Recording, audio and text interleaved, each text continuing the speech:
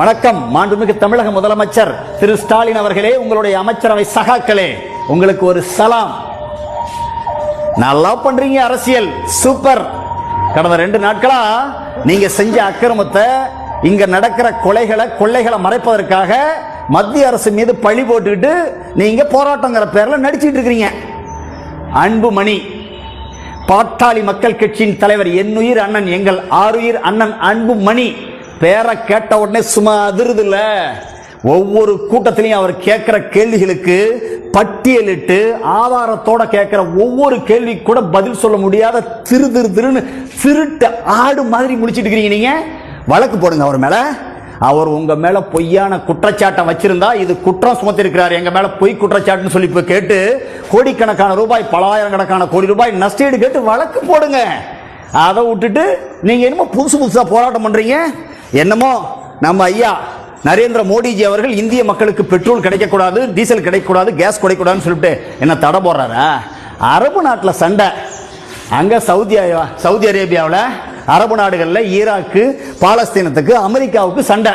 உலக நாடுகளுக்கு, எல்லா நாடுகளுக்கும் பெட்ரோலை கொடுக்கிற நாடு, டீசலை கொடுக்கிற நாடு, கேஸை கொடுக்கிற நாடு அந்த ஈராக்கு. அங்க நடக்கிற சண்டைக்கு ஐயா நரேந்திர மோடி பொறுப்பா வரா? இதோ காங்கிரஸ் ஆட்சி இருந்தா ஒரு 100 வருஷத்துக்கு தேவையா இந்திய மக்களை கொண்டு வரலாம் குமிச்சு வச்சிருப்பீங்களா பெட்ரோல் டீசலையும்? உங்களுக்குலாம் வெக்கமா இல்ல? இந்த நாடு இன்னைக்கு தலை நிமிர்ந்து நிக்குதுன்னு சொல்லி சொன்னா, 50 வருஷமா காங்கிரஸ் ஆட்சி நடந்து எல்லாரு காலையும் மண்டிட்டு கிடந்தீங்க. நம்முடைய பாரத பிரதமராக பாரதிய ஜனதா கட்சியினுடைய மறைந்த முன்னாள் பிரதமர் ஐயா அடல் பிஹாரி வாஜ்பாய் அவர்கள் பொக்ரான்ல அணுகுண்ட வெடிச்ச பின்னாடி தான் இந்தியா ஒரு நாடு உண்டு. அந்த நாடு எதுக்கு அஞ்சாத, அமெரிக்காவில் அவங்க அப்பனையும் பாப்பங்கிற தலை நிமிர வைத்த உலகத்தில் அந்த சூழ்நிலையை உருவாக்கின கட்சி பாரதிய ஜனதா கட்சி. பிரதமர் ஐயா நம்முடைய முன்னாள் மறைந்த பிரதமர் அடல் பிஹாரி வாஜ்பாய் அவர்கள் அந்த வழியில் வந்தவர் ஐயா எங்களுடைய பிரதமர் ஐயா நரேந்திர மோடிஜி அவர்கள்.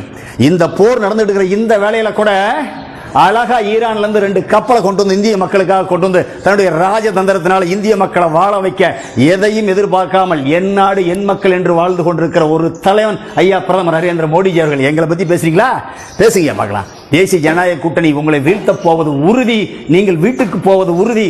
அதுக்கு நான் கூட நினைச்ச இந்த பொது உடைமை கட்சிகள் இருக்குது இல்ல, கம்யூனிஸ்ட் கட்சிகள், விடுதலை சிறுத்தை கம்யூனிஸ்ட் கட்சிகள், நீங்களாம் மக்களுக்காக இருப்பான்னு சொல்லிட்டு தெரியா ஆறாங்க எடுத்துக்கிட்டலாம். என்னமோ பிரதமர் நரேந்திர மோடி தான் உலகத்தில் தப்புட்டாருங்கிற மாதிரி.